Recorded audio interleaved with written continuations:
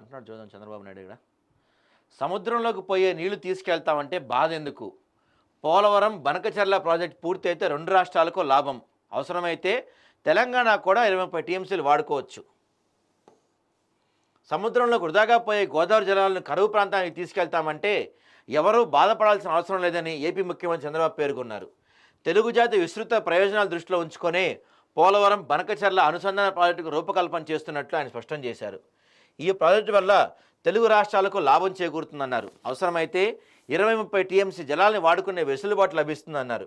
తెలంగాణ ప్రభుత్వం గోదావరిపై కాళేశ్వరం ప్రాజెక్టు నిర్మిస్తుంటే తాను స్వాగతించానని ఆయన గుర్తు చేశారు.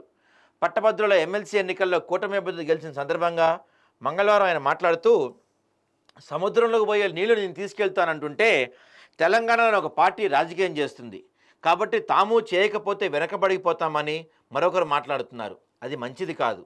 నాకు 2 రాష్ట్రాలు 2 కళతో సమానమని సమన్యాయం చేయాలని విభజన సమయంలోనే చెప్పాను.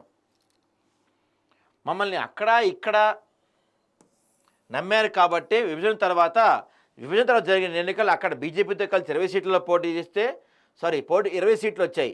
ఏపీలో అధికారంలోకి వచ్చాం. అది ఎప్పటికీ మర్చిపోలేదని చంద్రబాబు చెప్పారు. సముద్రంలోకి పోయే నీళ్లను తీసుకెళ్తానంటే దాని హక్కు ఎక్కడుందో అంటున్నారు. ఎక్కడికి పోతున్నాం?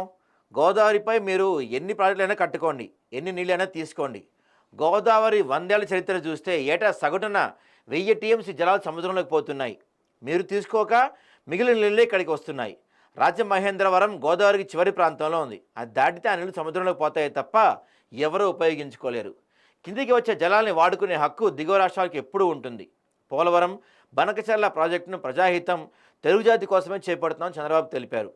అప్పుడప్పుడు మన అభిప్రాయాలు చెప్పకపోతే వాళ్ళు చెప్పింది నిజమనుకునే ప్రమాదం ఉంటుంది. ఇక్కడున్నాం, తెలంగాణలో ఉన్న తెలుగు జాతే.